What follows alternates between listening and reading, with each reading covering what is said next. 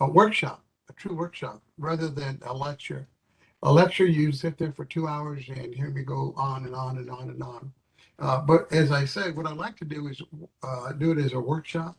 If you have questions, comments, please jot them down. And then when I stop talking or whatever, you can unmute and ask permission to put some comments in. Uh, I think the class will get a lot more out of it if we have class participation. So when we ask for your ideas, hopefully you'll be brave enough to unmute your button and participate. Okay. With that, we'll start. Oops. Our objective today is to learn the dangers our children face with social media and how to talk to your child regarding these dangers that are out there. We're going to learn why our children are easy prey for sexual predators, what you can do to keep your children safe. We'll discuss music, television, internet, cell phones, violent video games, among other topics. Once again, it's open for discussion or questions or concerns you might have. So we have a lot to talk about. Let's get started. What we'd like to call the foundation of changing negative behavior is the foundation. The foundation, of course, like in building a house, has to be, something strong, cement or something of that type. The first building block is love and affection. Our kids have to hear how much they are loved every day. The worse your child behaves, the more they have to hear, because I love you, because I love you. We have to build that bond with our child. If you're always screaming at them, yelling at them, negative talk toward them, there's no bond there. When they're on the streets, they are easy prey for other kids to be talking to negative behavior or destructive behavior. Okay, so how are we going to do that? There's some parents who aren't raised in that fashion of hearing "I love you, I love you, I love you," so forth. So we actually have three of the most recognizable ways. The first one is verbal, to say it, tell them how much they are loved. The second one is hugs and kisses. And the third way is to write it, text, notes in their backpacks. Let the children know that they're loved. Too many times we're just so involved in raising our children, we forget what's really important.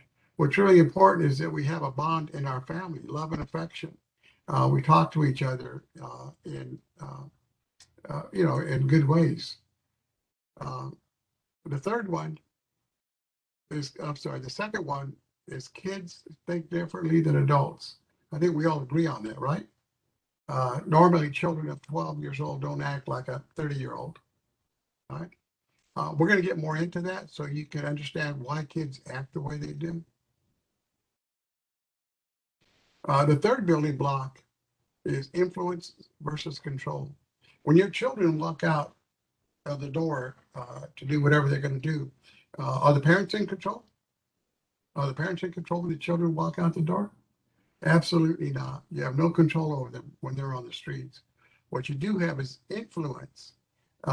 Influence is your morals, your values, your beliefs.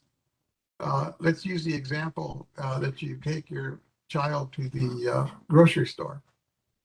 You open up your car door and you find a wallet with $200 in it.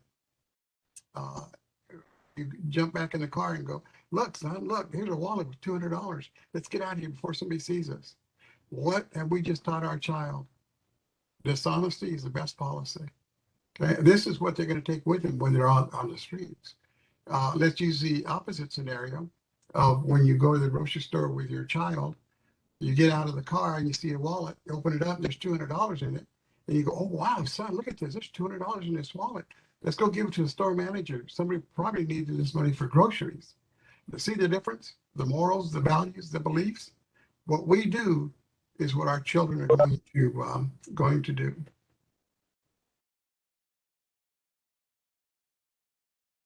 So what we do have is control over everything in the house.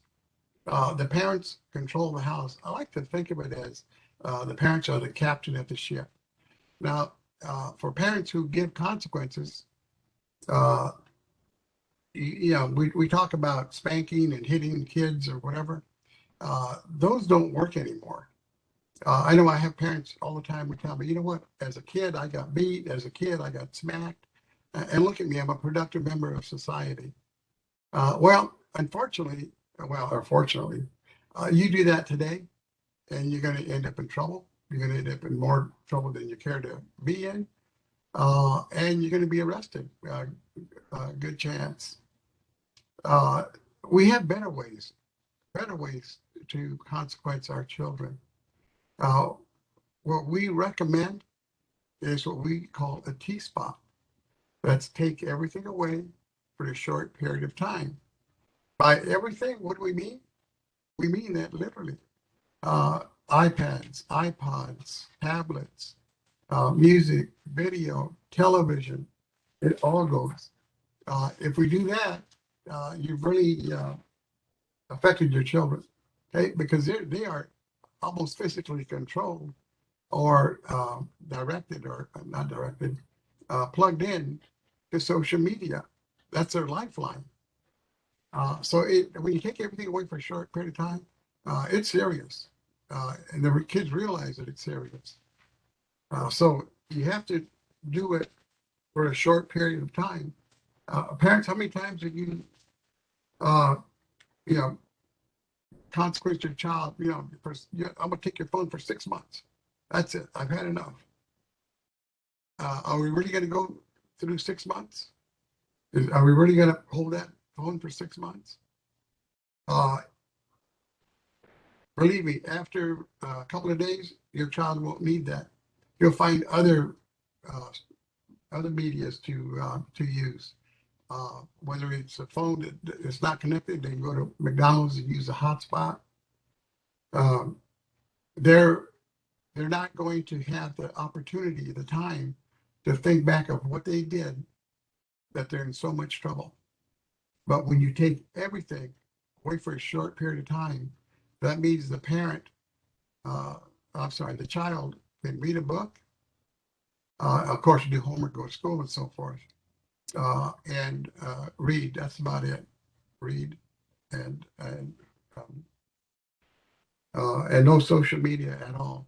So we call that T-spot. Take everything away for a short period of time. Now, I mentioned that I worked at juvenile hall in San Bernardino. That this is how the technique that we use to get compliance from the children. Remember, we have some of the worst behaved, orneriest, meanest kids in this county. But when we did the T-spot, it worked. Even though the kids didn't own anything, nothing belonged to them. They had a pair of pajamas, underwear, socks, t-shirt. I'm sorry, t-shirt, tennis shoes, and none of it was theirs. The only thing they had that was theirs was six letters. But with the T-spot, it does get their attention, and will get your child's attention. But you have to plan this out. You have to know what you're going to take, and then take everything away for a short period of time. How long is short? It depends on your child. You know your child better than anybody else. It's an hour, maybe 2 hours, maybe 2 days, but no more than 7 days. In law enforcement, we use what's called, my mind's going blank. We use short period of time to get the behavior. Continuum of force means use the smallest amount of force necessary to get the behavior that you need. Okay? This is something that really takes a lot more information than what we're going to offer here. As mentioned, we do offer the Parent Project program. It's a 10-week program where we really get into the nuts and bolts of doing these programs. But we want you to understand that when you take the child's phone away for an hour, 2 hours a day, it really has very little effect because there's so many other things your child can be doing while you have their phone. Before we begin, I mentioned that we want to understand how children's brain act. Teenage brains are not fully developed until they are between the ages of 20 and 25 years old. Now, I've done research on this to see if it's still accurate, and I was surprised to see that the age is now going up to 30 to 35 years old. And when you think about it, 20-year-olds are still acting kind of silly. They're still not thinking straight and still getting in trouble. So anyway, the child's brain does not develop until they're between the ages of 20 and 25. Now, if we live on an incline, a small little hill. Now we have kids in the neighborhood, and I've seen them as young as they look to be about 8 years old, going down the incline on a skateboard. Now, if you're familiar with skateboards, you know they have no brakes, they have no steering, and they're going down, pretty much just crashing down the hill. I've seen them, like I said, as far as young as 8 years old. I've seen them, just do some really dangerous stunts. But I have yet to see a 40 to a 50-year-old man grabbing a skateboard and going down the hill because their brains are fully developed. They know that if they attempt this, more likely they're going to crash, more likely they're going to break a leg or break an arm, more likely it's not going to end good. So we have to understand that the prefrontal cortex, the part of the brain that makes decisions, is not developed. It's the executive function which relates to abilities to differentiate among conflicting thoughts, determine good and bad, better and best, same and different, future consequences of current activities, working toward a defined goal, prediction of outcomes, expectations based on actions, and social control. The ability to suppress urges that, if not suppressed, could lead to socially acceptable, unacceptable outcomes. So you can see how important this is as far as their brains are concerned. They're not ready to make life-changing decisions. So in the meantime, parents must be the prefrontal cortex of the brain. These are both surveys and both medical that have been done on the brain to come up with these facts, these figures. If the child isn't old enough to make life-changing decisions, then how in the world are we going to allow our child to tell us, I'm not going to wake up in the morning. I don't want to go to school today. That could be a life-changing decision. I want to quit school. I've had enough. The teacher doesn't know anything. Can the child make that life-changing decision? Absolutely not. His brain isn't mature to understand the consequences of doing that. If a child says, I'm not going to do my homework, I'm sick of it, that could be a life-changing decision. That could affect whether he graduates or not. So don't let your child make life-changing decisions of which they're going to be sorry for and they'll regret. So before we go on with the negative influences, anybody have a question or comment? Okay, we'll go on. So where did negative influences come from? Can somebody unmute and give us an example of where negative influences come from? I'm gonna go with social media. I noticed when I let my son watch YouTube or TikTok for more than an hour, his attitude towards me gets really he's got a stinky attitude when he watches the social medias, the gamers. So now he's only allowed to watch YouTube 1 hour a day as his downtime when he comes home from school, and then after that there's no YouTube, there's no TikToks in it. His attitude is a lot better with the restriction of watching this all that social media. Fantastic, fantastic. Yeah, the social media is probably the biggest thing in these kids' lives, and the things that are on social media, such as TikTok and some of the other sites, really point these kids in wrong, bad directions. So, anybody else? Okay, social media is probably one of the biggest ones. Where else do kids get negative influences from? Can somebody unmute and tell us what they think?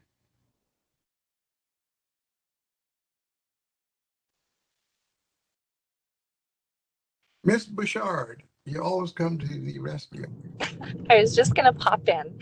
Uh, I'm personally other friends. I know that I think absolutely. that I'm like more of the conservative of the moms, and yeah, I'm more of a helicopter mom. So it's okay that other kids are more free than mine. But yes, It's there's okay to be a behaviors. helicopter mom. There's behaviors that I see that come out, and yeah, we get it from a friend. So that's kind of frustrating. And I mentioned in the parent project class that when I would work in booking or holding, that when a kid would come in who'd been arrested, he would bring one or two friends with him.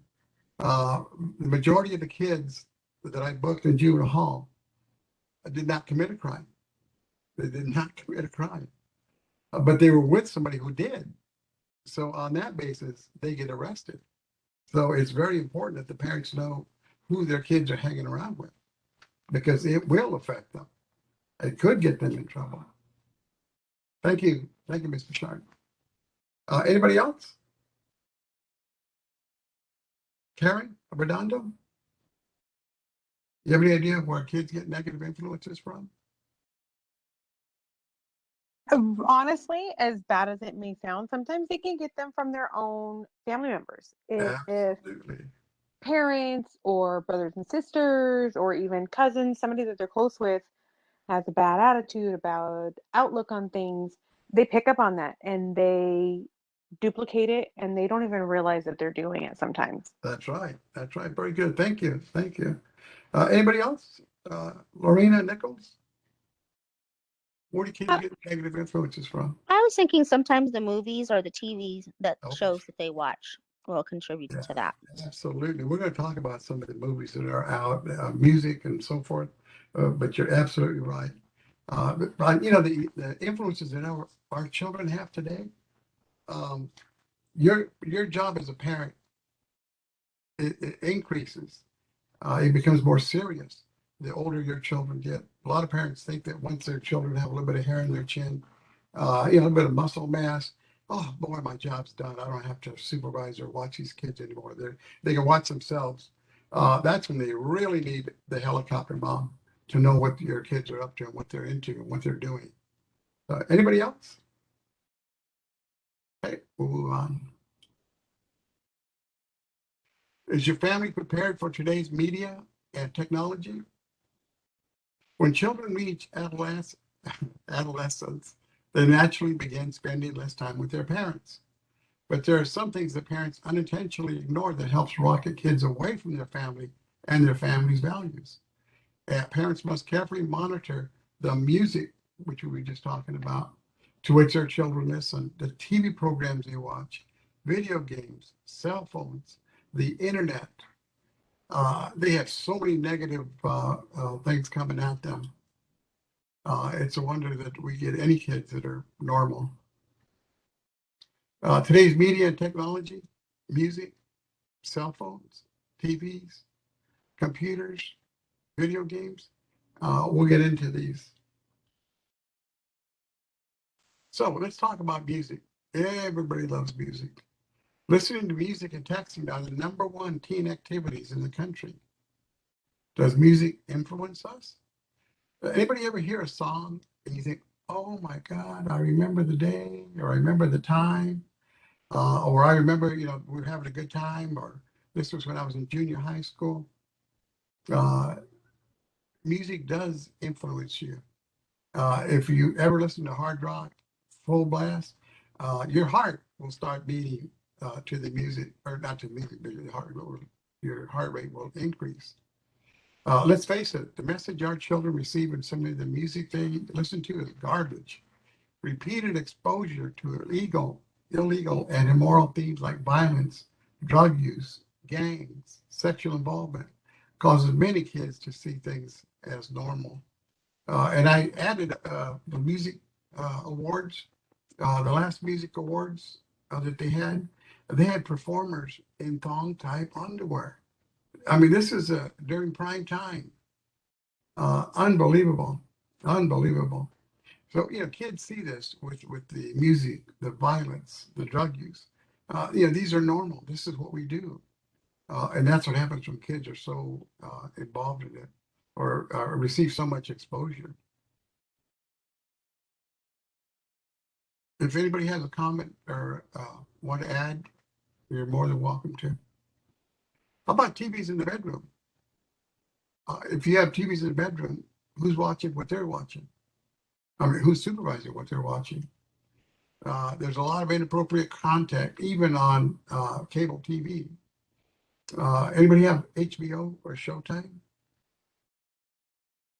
Now, when HBO and Showtime first came out, there was very little, if any, pornography, soft pornography, as they call it. It only lasted for a couple of years. And then HBO Showtime started showing adult type movies. And that lasted for a couple of years. And now these showings actually start about 8:30, 9 o'clock. And I'm talking about the soft porn on Showtime or HBO. So if you have a TV in the bedroom and it has cable and your kids are up, they could be watching these adult-only movies and so forth. When you watch TV together, you're able to find out where your kid's mind is at regarding sex. For example, when the family sits down and watches a television in prime time, there's a lot of sex-themed movies or series. So when you have the child sitting with you, and I have to admit, I'd be embarrassed to have my children, young children, if I had any, sitting next to me watching some of this primetime television with all the sex and so forth that's involved there. But it gives you an opportunity to use it as a teaching moment. If you're sitting there with your daughter and you see a sex scene, the couple has just met, they spent a couple hours together, the next thing you know, they're in bed together.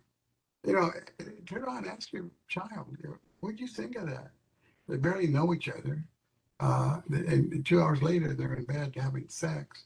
What are your thoughts on that? And then listen to what your child has to say. They say, oh, wow, Mom, wasn't that great? Then you have a lot of discussion to do with your child. If your daughter says, well, I don't know. I mean, that was just way too quick. They don't know each other, whatever. At least you understand where your child is at. And then you can direct your teaching moments toward that. Now, the big one, cell phones. What we need to know. Oh, this is a good one. What if smartphones replaced? You all just about have to unlock or unmute. Think of something that is no longer here thanks to the iPhones. Anybody care to start? Do you guys remember in the library before we had the smartphones and the internet, we had the Rolodex and we had to go and find the author by the aisle? And now you can just get on your smartphone and Google it and it comes up instantly. Right. Very good. That's what I hadn't thought about, the Rolodex. Hey, anybody else? Somebody else help us out. What is no longer here thanks to the iPhone? Calling somebody on the phone and having a conversation. Calling somebody on the phone? We can just text if we want to meet up with somebody. We can just text exactly. them rather than dialing them and having a conversation. Exactly. Conversations are gone. You text now. You know, when my phone rings or my wife says, call your son and ask him this. I said, nobody calls anymore. We text now. And so communicating is going to be a lost art because we text everything. Thank Mr. you. Valtierra, I have a parent that said family dialogue has been almost extinguished. Yes, you go to a restaurant where the family is sitting there, mother, father, teenager, child, all four of them are on the phone or on some type of a tablet. Those days are gone. Thank you. Thank you, whoever said that. Anybody else? Yeah, I think the phones have replaced the actual friend and social interaction, and now they FaceTime instead of are actually here hanging out, playing Well, games. exactly. Exactly. And, you know, this has all happened in, I don't know, what, 10, 15 years, maybe a little bit more. These things are gone. All these companies are out of business. And we're making a billionaire out of, who is it that owns the iPhone? I forget his name. But anyway, all these businesses are out.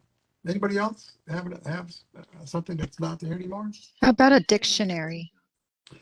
Dictionary, encyclopedia, gone, gone. If you want to know something, a fact, instantly pull out your phone, boom, it's there. We're not saying it's worse. We're saying that that these companies are gone because they've been replaced by cell phone. Let me give you a little list of what I came up with. Landlines, anybody remember those? Payphones. Now Superman doesn't have anywhere to change his clothes.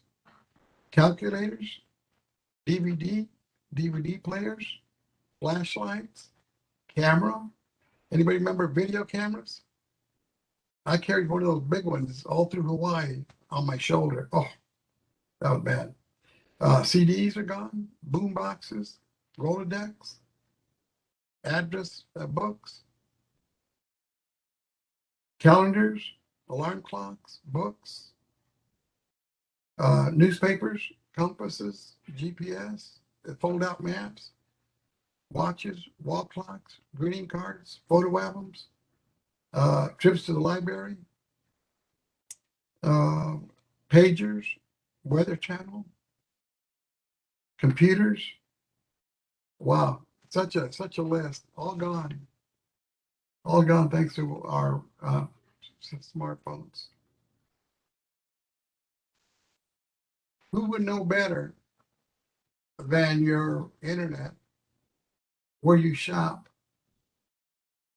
What do you do for relaxation? What sites do you look at? How much do you spend? What stores do you shop at? All this information is gathered by your phones. They track you.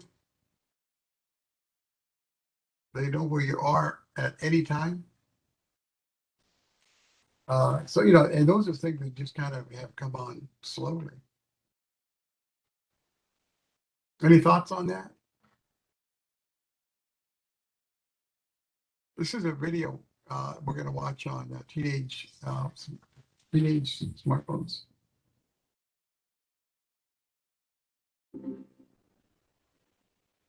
2 billion people have smartphones today, and we're checking them about on average 150 times every day. What's the world look like where 2 billion people are checking our devices 150 times a day?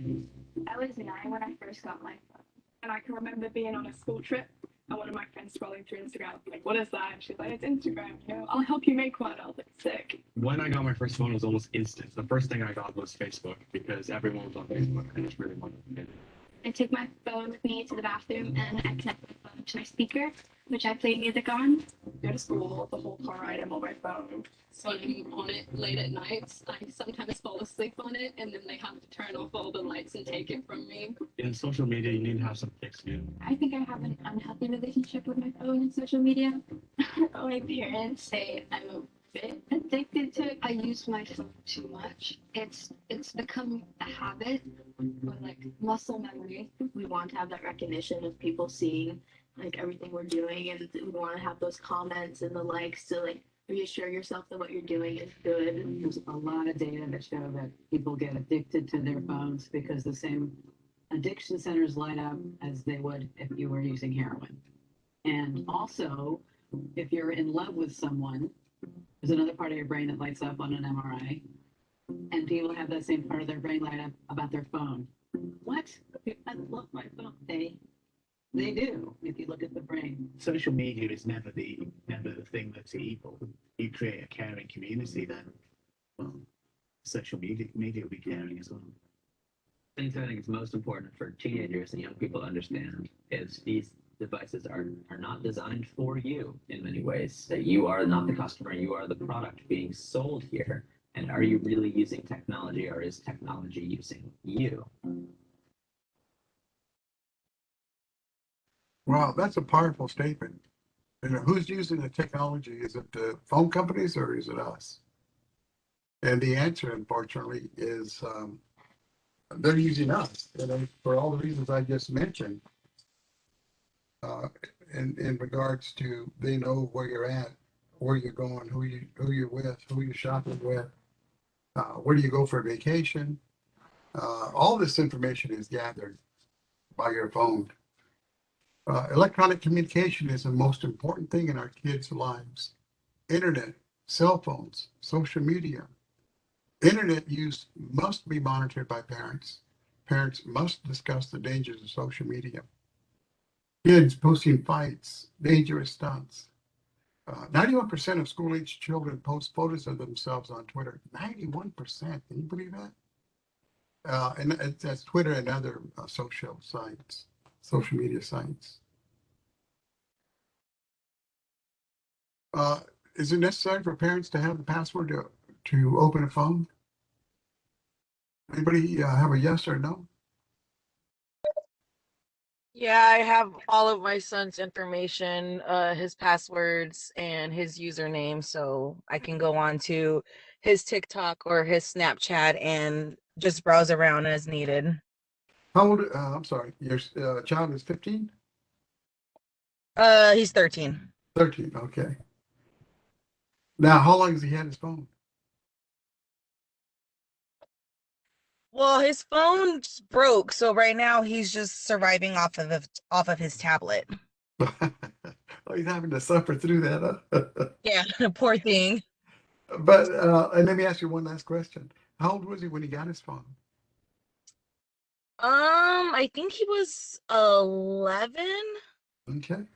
My point that I'm trying to make is that this is what the normal should be.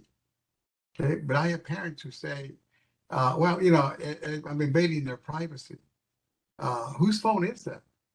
It's not the child's phone. You have to be 18 to get a contract.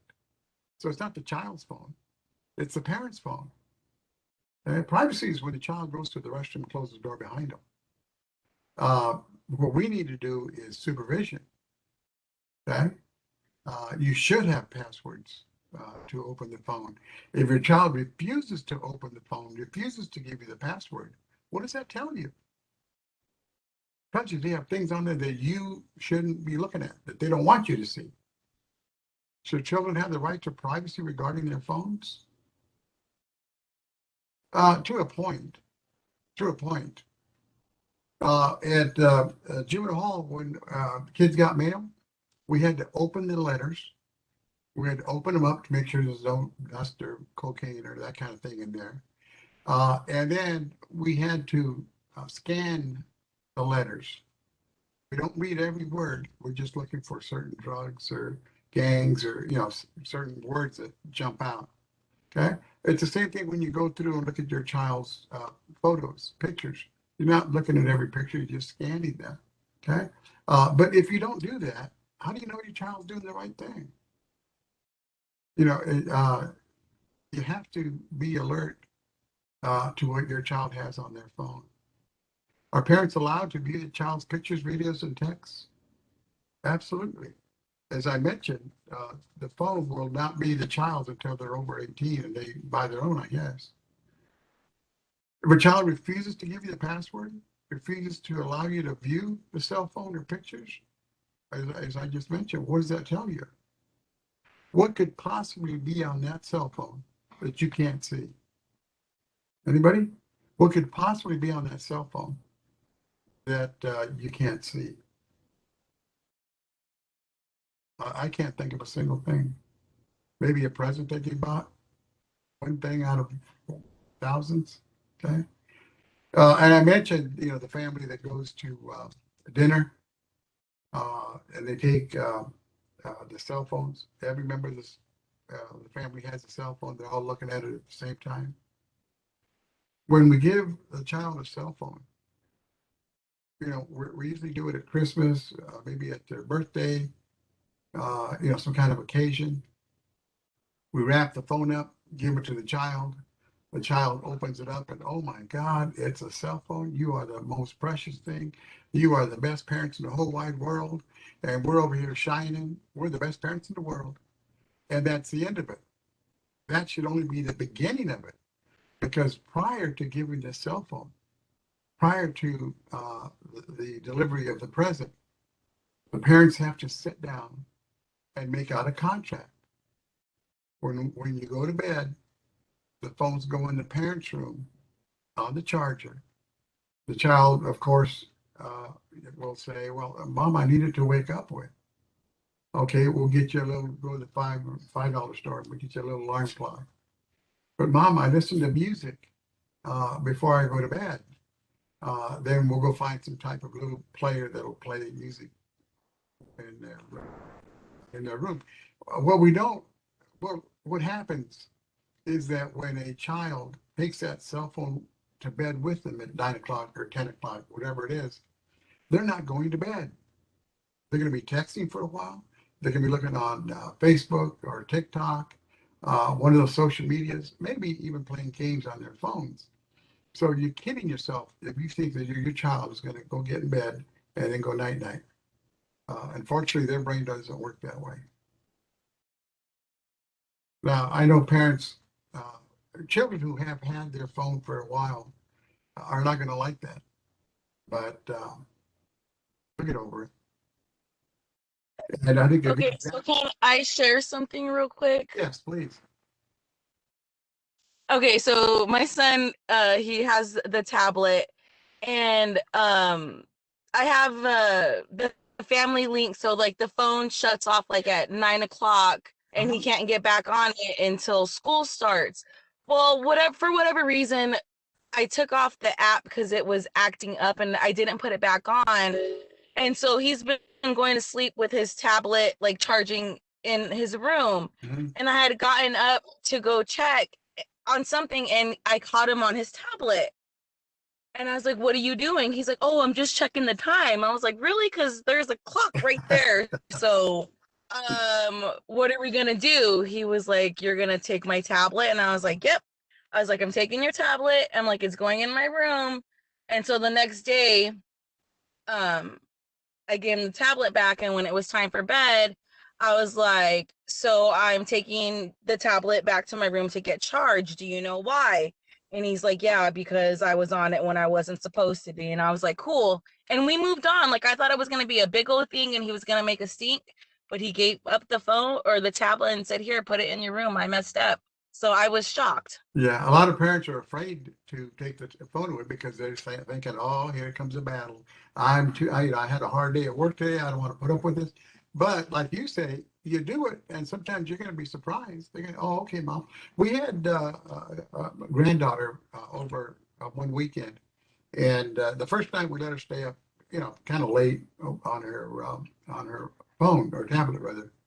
And then about 10 o'clock, we came in and said, okay, it's 10 o'clock, turn the tablet off. We got a long day tomorrow, so get plenty of sleep. About 3 o'clock in the morning, my wife wakes up to go check on the girls. There was actually two girls. And one of them was on her tablet. So my wife just puts her hand down and she puts her tablet in there. And she says, am I in trouble? She says, yeah. You're going to lose it for a couple of days, whatever it was. But sometimes you're prepared for a battle and you don't get any. But anyway, if children are 15, 16, 17, they really should not have those cell phones in their rooms. Anybody else? Comment? But anyway, who was it that gave me this information? The last speaker?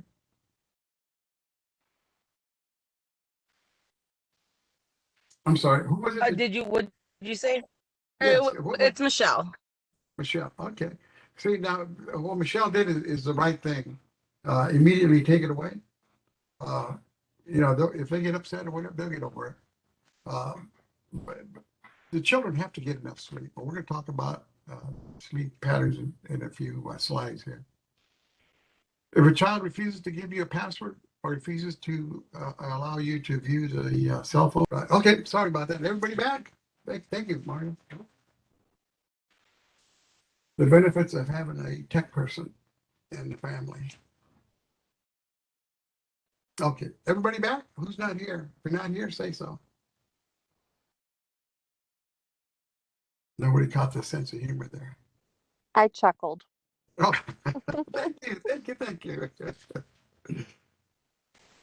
Okay, mobile apps. Wow, now we're talking about something. Mobile apps. More kids use smartphones to go online than computers. Sexting, cyberbullying, dating apps, hidden secret apps. Everybody familiar with those? With these topics? Boy, if you have a child that has a cell phone, you really should be right up to date on all these things here.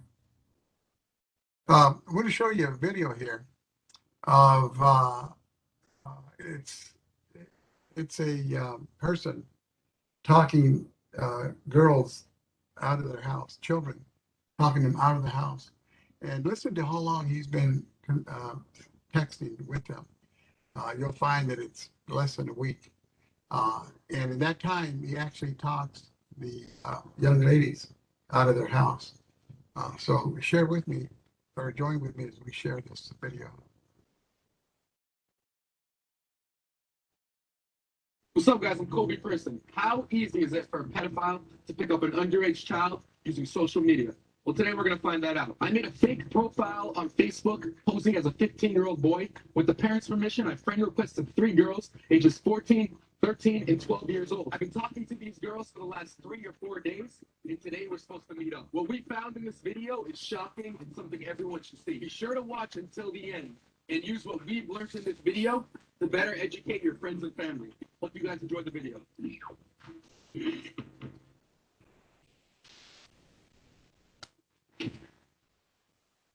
This first girl, her name is Michaela. She's 13 years old. We've been talking on Facebook for the last couple of days, and we're supposed to meet up at the park later when our parents leave the house. I'm just waiting right now to get the text that our parents have left the house. So I just got a text. My parents just left. I can be at the park in 10 minutes. So we're going to go see if she comes in 10 minutes. We're going to go right now, set up all the cameras, and just be waiting there for her. So she said she's going to meet me at the playground. So this is the closest to her house, she said. So right now I'm texting her that I just got here. All right, I'll just wait, see what she says. She said, okay, I'll be there in 5 minutes.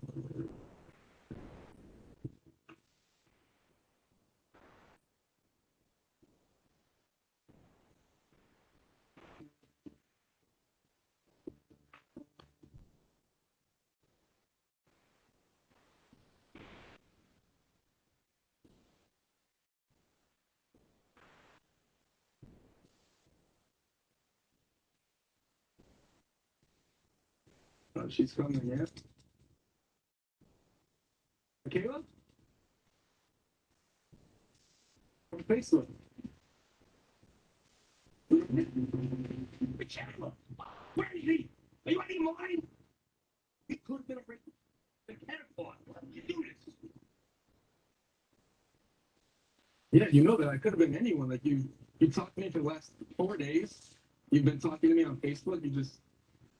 You know that you shouldn't talk to strangers, especially online. Like I wasn't even do I look the same as my picture? It could be even worse than that. Imagine how scary this would have been. We have to talk. This next girl, her name is Juliana. She's 12 years old, and we're supposed to meet up tonight when her father falls asleep. But right now, I'm here with John, Juliana's father. We're going to see if she's actually going to come to the door or not. She said, this was the last text, LOL, I would have to wait till my dad falls asleep, chill, because because I can't have boys over. So she wants to chill tonight, supposedly. What do you think about that? I don't think she's gonna open the door. And I hope she doesn't open that door. What's your address? I pray. What's wrong to do? Well, I can't say the address, but she just literally just next to the address. Start driving to the address close by. My dad's going to drop me off. All right, so she just said, I think my dad fell asleep. You can come now. Yes.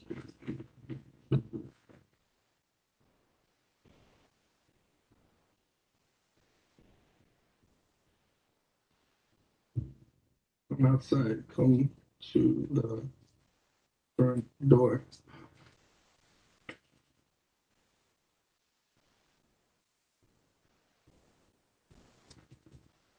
Get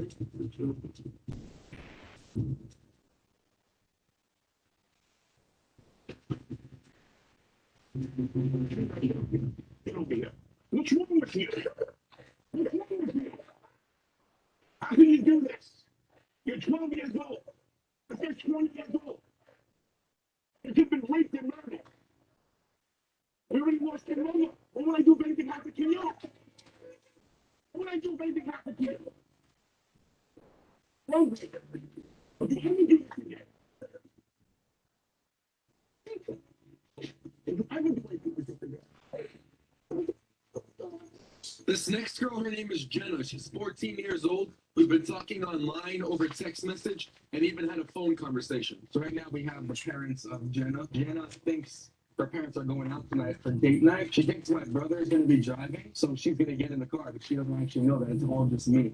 So I'm going to text her right now. Did your parents leave yet? Yeah, like 15 minutes ago. Do you think she's going to go through with this? Okay. What's your address? All right, is this your house? Yeah. Okay, let's go. All right.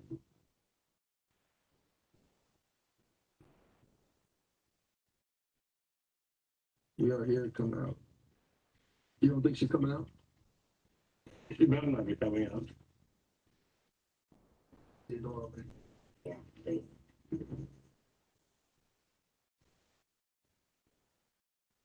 Yep.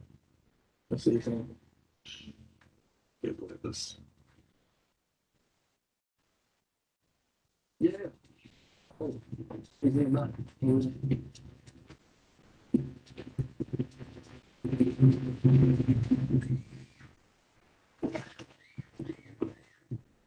at mother and father. Jenna, look, turn around. Turn around. Turn around. How could you dare go with those strangers? What are you thinking? Just explain. Give me your phone right now. Give me your phone now. What would have happened if you came out and it wasn't us sitting back here and there were really crazy people back here? We never would have saw you again. We watched movies together. We looked at newspaper articles on the news that all these things are real life situations that have happened. And we discussed them. What, do you think it's fine to go try that on your own? But what happens if Ben would have drove away? There would have been 3 strangers sitting in the car. Huh? What would you have done? What would we have done? We didn't have our daughter. We understand. You probably thought you were talking to a 15-year-old, but didn't know what was happening. No, I didn't like that. You don't with everything I was saying. You understand now. Just never ever do that again. She'll teach you a lesson forever. Her whole life.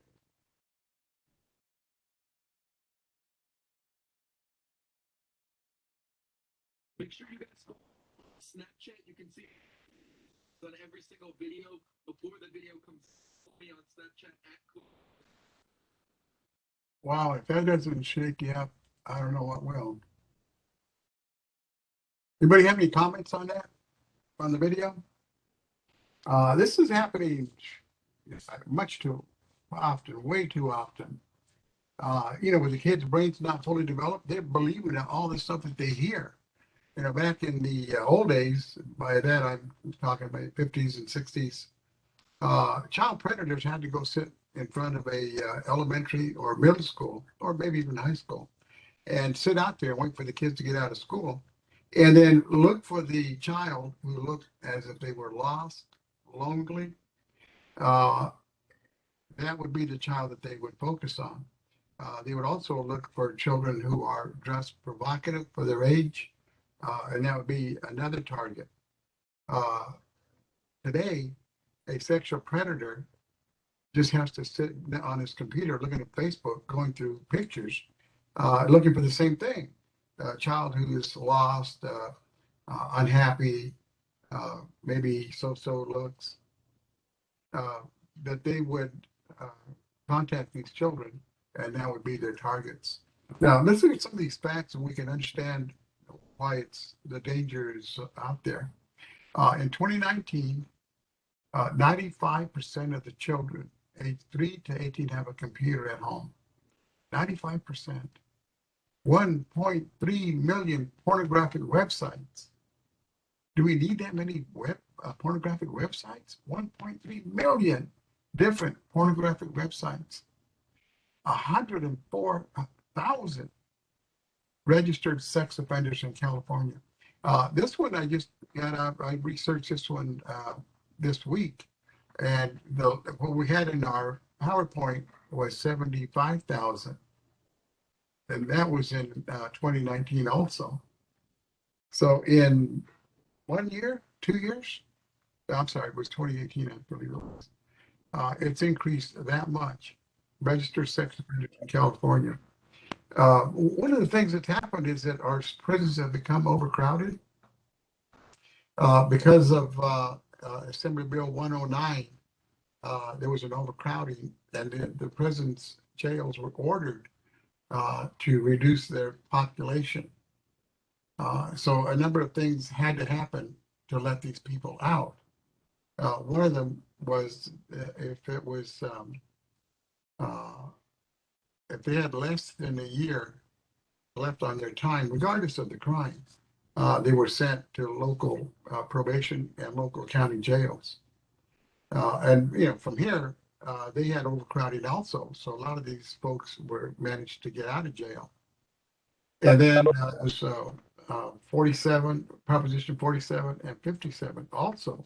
The laws were changed. I'm sorry, the penalties were changed on a lot of these criminal acts. So in other words, we have a lot more criminals out on the streets. So we have 104,000 registered sex offenders. This is only in California. 71% of parents stop monitoring their children's computer use at age 14. Here again, the parents, they see a little bit of hair on their kid's chin. They got some muscle mass on them. Well, our job is done. We've raised our kid. We're good. Wrong. This is when the parents really need to actively supervise their children. What are they into? What are they doing? Porn sites attract more visitors each month than Amazon, Netflix, and Twitter combined. Can you believe that? 90% of boys and 60% of girls are exposed to internet porn by age 18. Wow. 70% of all teens have accidentally encountered porn during internet search. 70%, 7 out of 10 kids accidentally encountered porn. Now, this is another one that kind of grabs you. The single largest consumer group of internet porn is children ages 12 to 17.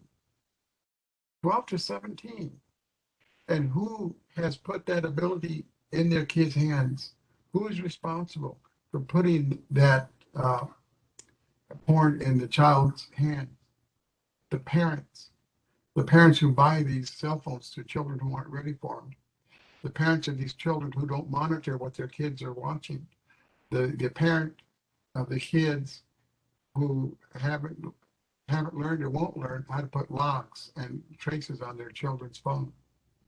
69% of teens regularly receive online communications from strangers and do not tell a parent or guardian. This is a video we just saw. 69% of teens regularly receive communication from strangers and don't tell their parents. 96% of teens use social networking sites and apps. Just about every kid on there, 9 out of 10, use networking sites and apps. 71% of teens use more than one social networking site or app. And I challenge you to challenge any of these figures. These figures are all current. It looks horrible.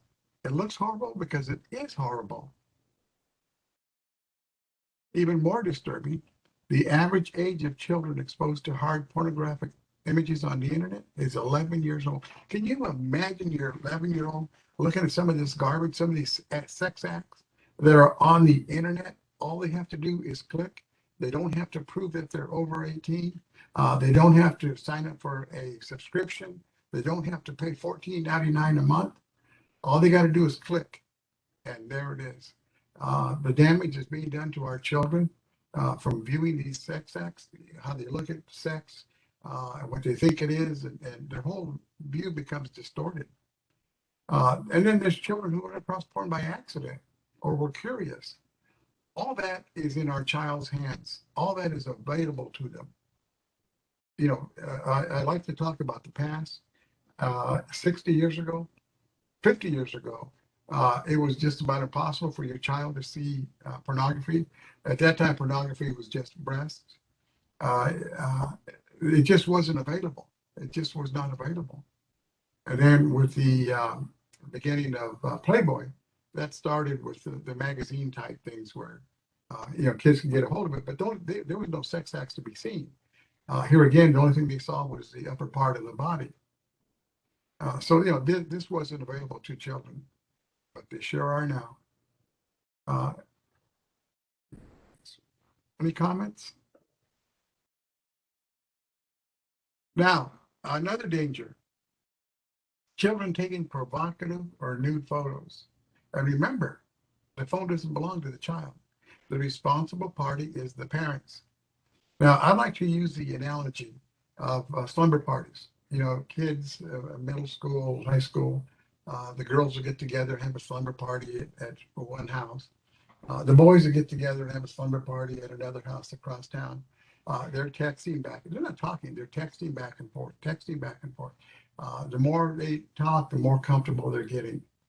Eventually, somebody will bring up, you know, boys, let's take off your shirts. Let's see who's got the biggest muscles, kind of thing. And then the boys will, you know, counter that with, okay, girls, let's see who's got, you know, the best body or whatever. And they start taking pictures back and forth, sending them back and forth. Now, the problem comes in with child pornography. Child pornography does not have to be nude. It's provocative is the word or the line that they use. So once your child takes a picture of themselves in bras, panties, or whatever it is, in a provocative manner, that becomes child pornography.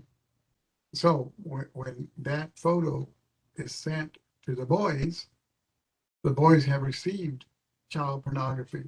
They're in violation of the law, and that also is a felony in this state, as is taking the provocative pictures. So, and then these kids think, okay, we're done playing, erase the pictures, delete them. When you delete a picture, is it gone forever? Never to be seen or heard from again? No. These pictures today go into the iCloud, into the cloud, and they will be there for years to come. Now, you and I may not be able to pull them out, but somebody can, and they will always be there. Children taking provocative or nude videos. You know, kids get so comfortable with each other. There was a situation that happened, in fact, it was in Colton, where an 18-year-old senior had been going steady for a year, which is forever in kid time, with this young girl who was a junior. Anyway, they had been boyfriend and girlfriend for well over a year. This young man had scholarships. He had 2 scholarships already. All he had to do was just graduate, go to the colleges. But they got so comfortable, so complacent with each other, they started taking nude photos of each other and sending them back and forth. So when the time comes and the boy thinks, you know what, I'm going to move on to greener pastures, and he breaks up with the young lady, what do you think happens to all those pictures? Do you think the boy grabs them all, I mean, you know, gets his phone and starts deleting them all? Is that what he's going to do with those pictures? What do you think he's going to do with those pictures? Anybody? Ms. Calderon, you bet. What do you think he's going to do with those pictures? Ms. Calderon, are you still with us? You bet. How about Michelle Stellario? I'm here. Yes, ma'am. What do you think that boy's going to do with those pictures? Oh, he's gonna show them to his friends. And he's gonna Absolutely. brag about what he's got at home. Absolutely. Absolutely. He is going to take those photos and he's going to pass them around. Well, thank you. And that did happen. That did happen. The parents somehow got a hold of these photos, or maybe the daughter had told the parents what she had done. But anyway, they brought charges against the 18-year-old. The 18-year-old was arrested for having child pornography, transporting child pornography. He lost his scholarships, and he ended up in jail. All because they were taking nude pictures, and they were with consent. There was no non-consensual. It was all consent. But that doesn't make any difference. Okay? So you really get into some serious problems. We talked about the GPS. Our cars don't have GPS anymore. Our phones do. The GPS location takes the location of where the pictures were taken. They can even tell you what city, what hotel, what floor these pictures were taken from. Every picture that you take leaves what's called a footprint. Now that footprint is the longitude and magnitude of where that picture was taken. Sexting, trading pictures of children is all a felony in California. Anybody have a comment on that? Can't you turn location services off for? Yes, you can. Okay, Yes, you perfect. can. Just like with the apps, there's apps that will prevent certain types of videos, or not videos, but certain type of other apps that you can get on your phone, because there are so many apps made to hide things from parents. I'm not sure if we're going to get into those. Let's see if we are. Yeah, let's talk about that for a little bit. There are certain apps. The one that's probably the most popular with the teens, well, there's several, but is a calculator. Okay, it looks like a regular calculator. It seems like it changes color when they get too much heat from the public. But anyway, it's a calculator, and the numbers and so forth are on the front. You can go 9 times 5 or whatever. It's a regular calculator. But when you put a 4-digit code in there, 4-digit lock or a password, it does this. And all the nasty pictures, all the naked pictures are on the back. So you can't see them on the phone, but the person with the password opens that app up, and videos, photos are all hidden on the back. And this app is made to hide photos, videos from the parents. That's a specific purpose to that app. The National Center for Missing and Exploited Children reports that 1 in every 3 teenage dating teenage girls is physically or emotionally used by their partner. What has happened in this society where 1 in every 3 teenage dating girls is physically or emotionally abused by their partner? A big part of this is the pornography that's available to our children. Children don't have time to watch a full porn video, which is, I don't know, maybe an hour and a half, or longer. So children have to look at what's called snippets. Snippets are small 1.5 to 5 minute little videos. And usually in the video, it's the female gratifying the male. Our kids see so much of this that this is what they expect on a date. And when they don't get what they expect, they get emotionally abusive or physically abusive. Okay? Less than 10% of abused teenage females will turn to their parents for help. Something is going on in society that this is happening. Parents should carefully estimate the appropriate level of supervision or intervention. Many teens today are becoming sexually active at an extremely young age. These children are not formally dating as much as they are just hanging out. Parents, you know what FWB means? Anybody know what FWB means? If not, you should know. No idea? FWB means friends with benefits, which means your friends. Do you mean friends with benefits? Yes, ma'am. Thank you. FWB, friends with benefits. What that means is that they're friends, but they're also sexual friends. Okay? Some kids go almost immediately from acquaintances to sexual partners. And that's where the friends with benefits go. Now, because more kids are having sex, STDs, my mind went blank. STDs, anybody remember what STD is? I forgot.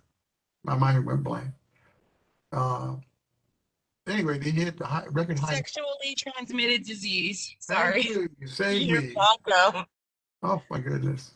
Sexual transmitted diseases. It hit a record high in the U.S. as resistant gonorrhea emerges. The U.S. had a record number of cases of sexually transmitted disease in 2017, making the fourth consecutive year of sharp increases in gonorrhea, syphilis, and chlamydia. According to preliminary data from the Center for Disease Control and Prevention, since 2013, syphilis cases have risen 15% to 30,644. Syphilis was eradicated in the 60s. Remember the 60s? We had flower children and free love, and STDs went rapid in the 60s. It's back, and syphilis can kill you. It can be deadly. Well, gonorrhea diagnoses have increased 67% to 555,608. Chlamydia is the most commonly reported STD, with almost 1.7 million in 2013. Almost half of chlamydia cases were in girls and women 15 to 24. The number of cases that we had come in juvenile hall with gonorrhea or chlamydia, unbelievable, unbelievable. And we have, these kids out there jumping from partner to partner, just increasing those figures. 15 to 24-year-olds account for nearly half of the 20 million new cases of STDs each year. STDs on the rise for the first time in roughly a decade. And it's linked to sites like Tinder, Grindr, and there's a whole bunch more date rate sites. Syphilis was up to 15% since 2013. Anonymous hookups makes tracking partners very difficult. When they're just jumping from bed to bed, barely know the other person's first name, it's difficult to track who's spreading it. Now, if that wasn't enough, now we've got the YouTube challenges. Now, you will not see any 40 or 50-year-old people doing these type of challenges. Why is it all teens? Why is it all young people? We explained that in the very beginning. The child's brain does not develop until they're between the ages of 20 to 25. We're still using those figures until the 30 to 35 come out. But anyway, 20 to 25. So these are all young people doing this. The current ones, and I say current today, maybe tomorrow there'll be a new one to come out. So parents, it's your responsibility to look up the 10 worst challenges or 10 worst YouTube challenges. You got to do homework. You can't just send your kid out there with a cell phone and internet in their pocket. The slap a teacher, which unfortunately has become popular, or they call it devious licks. In Connecticut, Louisiana, 18-year-old girl slapped her, I forget what kind of, he was a teacher in a wheelchair. Anyway, she slapped him. And she actually did some damage to his face as part of this devious licks. She's now facing 5 to 10 years in prison.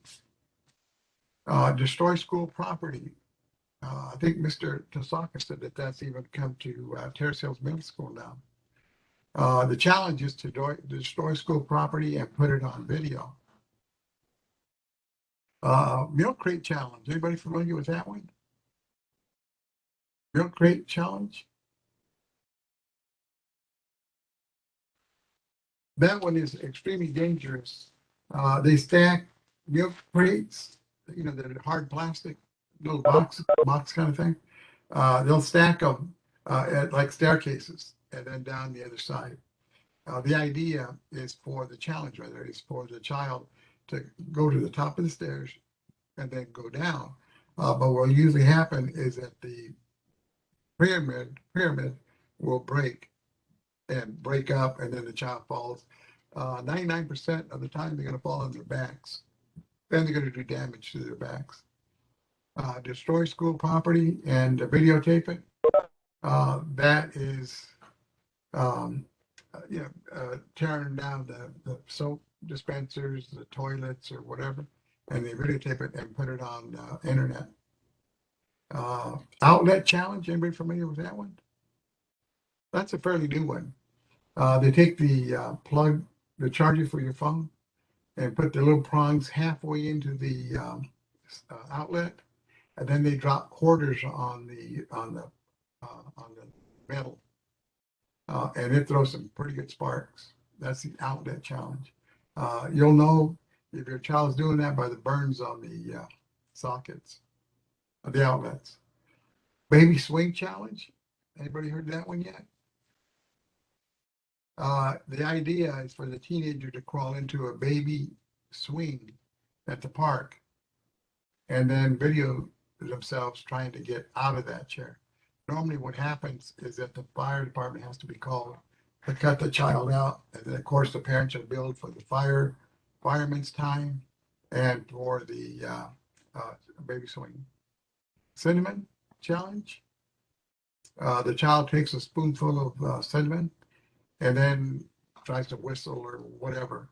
But what happened is they immediately start coughing. The danger in this is that if the cinnamon goes down into the lungs, then your child's got some real serious problems. The blackout challenge has been out for a long time. That's where you choke the kid until he passes out, and then they videotape it as it's happening. The Tide Pod challenge are those condensed soap that you put for the wash. The idea is to put it in your mouth and let all the fizzies come up. Here again, it's really dangerous because that soap will get down into your lungs. Chubby Bunny challenge, it sounds like a funny one, but you can actually choke to death on it. The idea is to see how many marshmallows you can put in your mouth. The Gorilla Glue was a new one that didn't last very long. You take a Dixie cup, you put Gorilla Glue all around the lid, and then you stick it to your mouth. Purpose, I have no idea. Condom challenge, they fill the condom up with water, and then they hold it over the person's head and let go, and the idea is for the condom to go completely over their head. And the danger, of course, is choking to death because of the plastic that's on their head. The fire challenge, that was a pretty ridiculous one. That's where you put Vaseline on your arm, and then you put lighter fluid, and then you light it, or on your hand, or wherever on your body. And obviously that can turn pretty dangerous. Anybody know of any other challenges that are out we don't know about yet? Like I say, as a parent, you'll have to keep looking onto the on the internet and looking for new challenges or most dangerous challenge, and then make sure that those pictures aren't on your child's phone. You can see now why I was saying in the beginning that parents think that by the time their children are 13, 14, oh wow, my job's done. I did a great job. That's when you really, really need to start actively supervising your child, know where they're at, what they're doing. So when we're going to start having a discussion with our team, we don't start by screaming and yelling. Okay, that's not part of the solution. That's part of the problem. Begin with love and affection, not with anger and discontent. Begin with, because I love you so much, I'm going to, take all your things away for 3 days because I want to make sure that you do not do this again. So it all starts with because I love you so much. I am concerned because of what they're doing, the dangerous activities that they're engaging in. Beginning today, these are the new rules regarding your cell phone. No cell phones in your bedroom at night. No cell phones when we come to the table to eat. And, no pornography. And whatever, think about it first and make out like a little contract. And expect the child to accept it because that's the way it's got to be. Because as I keep saying, they're not the owners of the cell phone. You, the parent, is the owner of that cell phone. You, the parent, is responsible. If anything comes up on that phone that shouldn't be there and the police get involved, guess whose door they're going to knock on? They're going to knock on your door to find out why you have child pornography on your phone. Beginning today, I'm sorry, we just read that. Okay, I know you understand why this must be. It's for your betterment, to protect you. Now, a couple of years ago, AB 1542 was passed because of a situation that happened, a bullying situation. 14-year-old was walking down the street. These kids thought it would be funny to video record one of the kids slugging him in the face, which they did. When the child hit the street, there was a concrete pillar there. His head hit the pillar and he died. Okay? The brutal attack was caught on Snapchat and it went viral. So the district attorney for, it was in California somewhere, but anyway, the district attorney for that county was going to press charges against the kid, also not the kid who slugged him in the face, but also the kid who videotaped it, video recorded it. And he found out that there's no law against it. There's no law against it. Well, there is now. There is now, okay? So if your child takes a video of a fight with the idea of putting it on Facebook, Snapchat, or any of those sites, that he will be equally responsible as a child who swung at the kid and attacked him. So in other words, the kid that was taking the video could have been charged with murder also. Anyway, so let your children know that posting a fight or whatever could be against the law if it's made with the intent to put it on social media. That's good because there was a boy who passed away in Moreno Valley a year or two ago. Yes, I remember that one. Yeah, that was so awful. And that was the same scenario. Yes, he got pushed back and he fell into a brick wall and it just hit him the right way. Yeah. Yeah, that's what I always tell kids when I'm sorry, the parents, when they're talking about bullying and their children is being bullied, their solution is to tell their kid, well, you go back there and you hit him first, or you stop him. But you don't know what could happen. I keep referring to juvenile hall because so many things happened there. 2 kids were in the showers and they got in an argument, and then they got into a fist fight. And one boy slugged the other one. He passed out, and when he went down, his head hit the concrete and killed him. These things happen. Don't encourage your child to go back and mutual combat kind of thing, because you don't know what could happen. It could just end up terrible. When a kid sees a fight, a house on fire, a plane crashing, what's the first thing he does? Does he call 911 or does he start videotaping, video recording? Which do you think he's going to do? Their first instinct is Well, to they're gonna videotape. They want to That's- go viral. They want to be famous. That's it. That's it. That's exactly what happened. So you better hope that you don't have a heart attack while your children is there, because they'll start recording you, and then they'll call 911. So teach your children that videotaping a fight is kind of a mixed thing, because I mean, police could use that to find out who was the instigator and so forth. But they've got to use their brain, what they have in the church so far, to determine if they want to record it or not. Cyberbullying, which is the same as bullying. Every child who is at a scene where a kid is being bullied is a participant. Okay?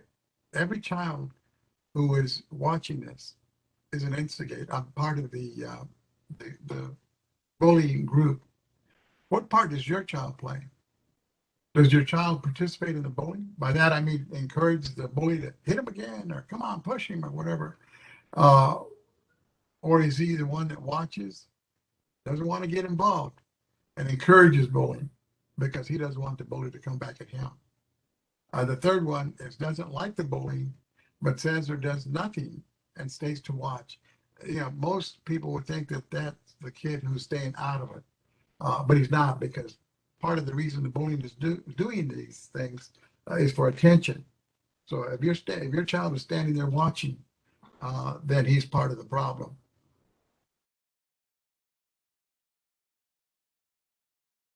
Popular mobile apps. Wow, this is where our teens get in trouble, and this is where all the danger comes in. There are so many popular mobile apps with teens. I'll give you just a few. And like I say, these things are going to be obsolete. Could be a week, could be a day, maybe even a month. The Instagram allows photo and video sharing. Users can change the way photos look with the app's filter. So of course they make funny faces or whatever on their kids they don't like. Snapchat also sends photos and videos. The sender can place a time limit on how long the video or photo is viewed. Now, I think Snapchat, if somebody sends a photo, that I think it disappears after a minute or something like that. But what the app doesn't tell you is that when that person receives that picture, that they can screenshot it, and then they have that picture permanent. Ask FM is another one. Oops. It's a social networking site used almost exclusively by teens and preteens. It's a question and answer type site that allows users to remain anonymous. Whisper allows users to superimpose text over pictures. Well, you can imagine what kind of damage that could do. So users remain anonymous, and it's usually used for cyberbullying. Some other mobile apps popular with teens. Kik is an extreme fast messaging app that allows teens to exchange videos and pictures. Teens use the app for sexting and dating. With Kik, they're also able to share pictures back and forth. Those pictures do not become part of a part of your phone. It's in the Kik Messenger. OOV allows users to videotape and chat up to 12 friends or strangers at a time. Periscope, oops, get carried away there. Periscope allows users to live stream right from their phone by hitting record. Anyone using the app can watch the user live. WhatsApp has migrated from an application to a social networking site. Messages can be sent anonymously.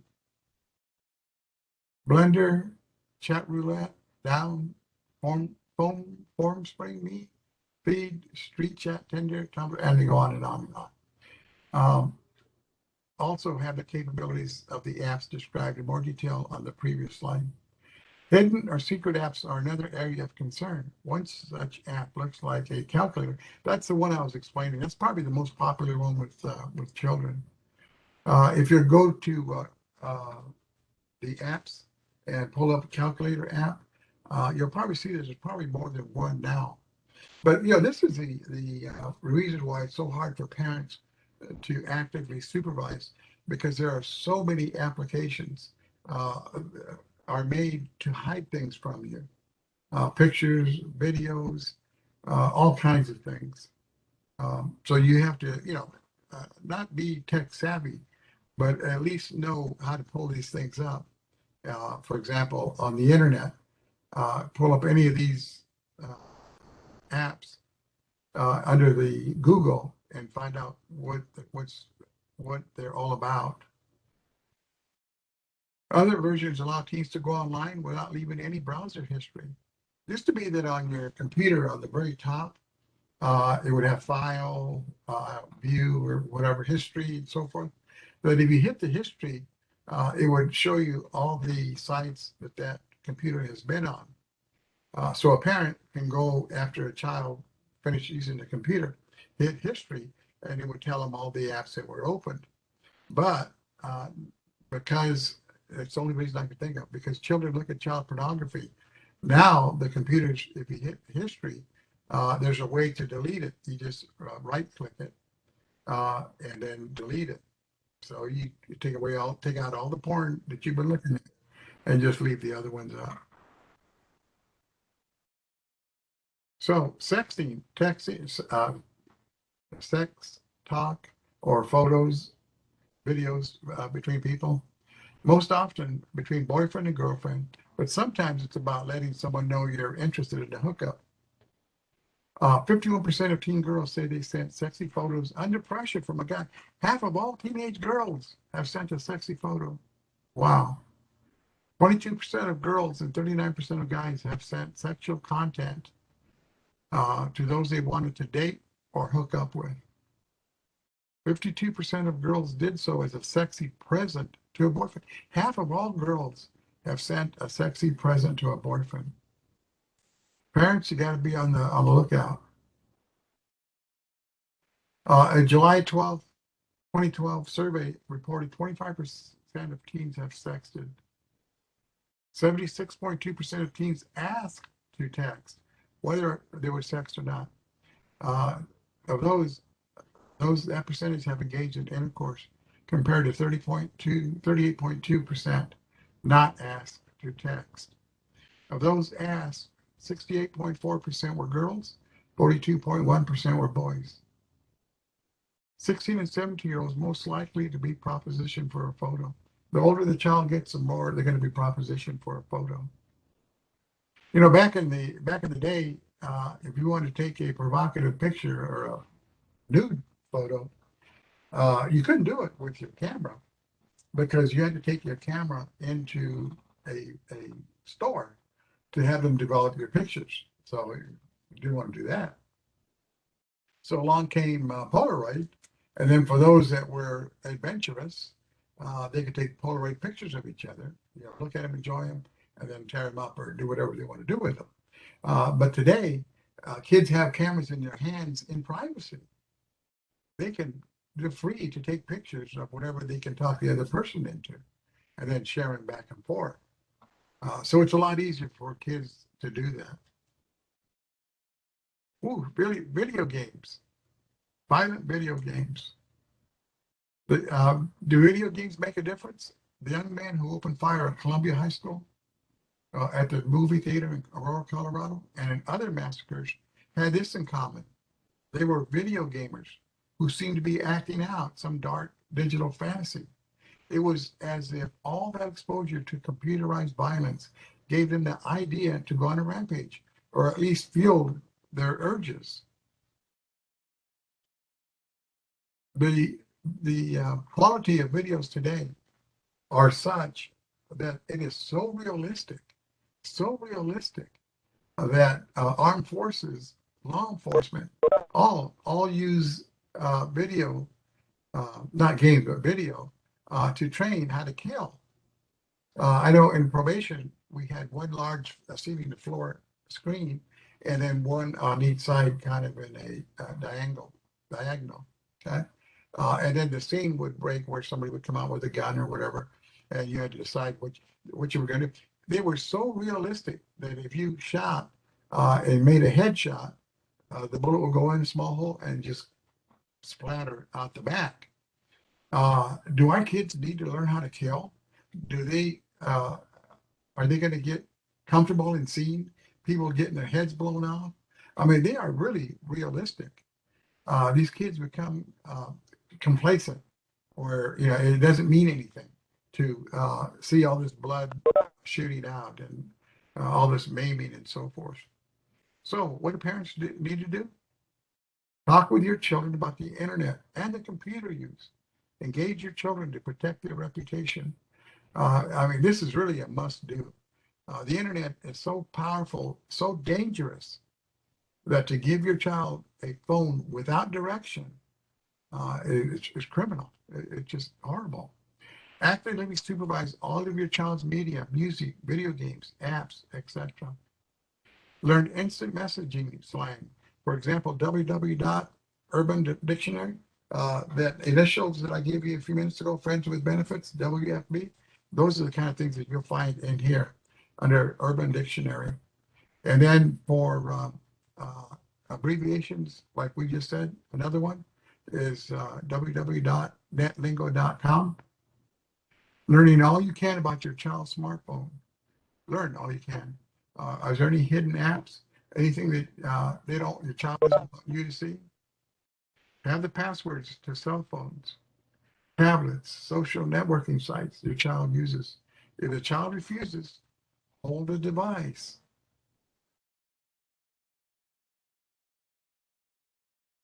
Now, if we're going to talk to our child about their cell phone use, and maybe we want to implement some of these rules about not taking it to the bed, not taking it to the bedroom, not taking it to the kitchen, for breakfast, lunch, or dinner, then you want to think before you speak, plan out what you're going to say. Parents must remain calm. If you come at them hard, it's just going to be another thing parents are yelling about. Do not preach, lecture, or nag. Do not try to convince your child you're right. Parents use reasons when they discipline their children or when they give children permission. For example, if you have a house rule that the children do not go out on school nights, and your child comes home and all excited, telling you, my cousin just got his tickets to Satan's Disciples and Staples Center. Can we go, please? Can we go? And the parents give them all the reasons why they can't go, which are valid reasons. It's not going to make a difference to the child because they are so involved in emotion. I've already told him I'm going. Mom, I've got to go. So you're not going to convince them. So you just have to don't argue with your child. You just tell them you're not going, regardless of what you say. You're not going. And the child said, Mom, that's a stupid rule. No, can't go out on school nights. Okay, I agree with you. I agree you think it's a stupid rule. But nevertheless, our rule is that you don't go out on school nights. So if you don't want to argue with your child, guess what? Don't argue with them. Know the who, what, where, when, and why. Who is your child with? Know their friend's first and last name, address, and phone number. Know the parents' names. Parents must meet the child's friends. What will your child be doing? Where will they be doing this? When will your child be home? And then why should I let you go? All week I've asked you to wash the dishes. All week I've asked you to make your bed. All week I've asked you to get up. And you fought me every inch of the way. Help me understand why I should let you go. Kind of leaving speechless. Parents should do spot checks. Once you know the who, what, where, when, and why. Make sure there's not a bunch of cars outside, people out there drinking. Know the parents who are having this party, what they're celebrating. If any rules are broken, there should be what we call T-spot, take everything away for 1 to 7 days. Some parents see this as a trust issue, checking up on them. And they're unsure they should check on their child's activities without reason. But remember, trust is earned. How do you know they're doing good if you're not checking up on them? When parents first discover their child has done something wrong, their initial response is usually to jump right in and try to force behavior change. Unfortunately, parents often end up screaming and arguing with their children. This only drives the family further apart on critical issues. If allowed to continue, this type of family conflict can be extremely harmful to the parent-child relationship. I came across this on the internet.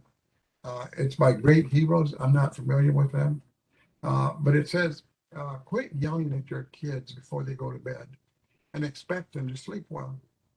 Quit yelling at your kids in the morning, right after they wake up, before school, and expect them to have a good day at school. You set the tone for your children. You set the tone for your voice that they will always remember in their heads. You become their inner voice. Don't be their inner critic. Let's raise kids who don't need therapy to heal from their childhoods. Speak life, speak love, speak bravery and kindness and hope. Speak wisdom and truth. But most of all, listen to your children. Be their safety net. Be their home. I know for a lot of us, most of us probably, it came natural to be yelling at our children. Before we say anything, make sure that you're calm. Know what you're going to say and what you're going to address. Choose a private location where the other children can't interfere. Minimize interruptions, and then prepare yourself for the worst. You know, if a kid comes home with alcohol in the breath and you're having this talk, and at the end you say, "Child, is there anything else you'd like to tell me?" And they say, "Oh, Mom, I think we ran over somebody." If you start screaming and yelling bloody murder, they're going to clam up, and you've heard all you're going to hear. So, you know, I guess you have to be an actor and pretend that you're not going crazy inside. This completes our presentation. If you'd like a copy of this PowerPoint, I'll be more than happy to send one to you. And I think the videos come along with it because they're embedded in it. So any questions or comments? We have a few minutes left. No comments? Did we like it? We didn't like it? Information or no information? On thick skin, I can take it. I will stop recording now if parents feel more comfortable speaking after the recording. Anybody have any closing thoughts?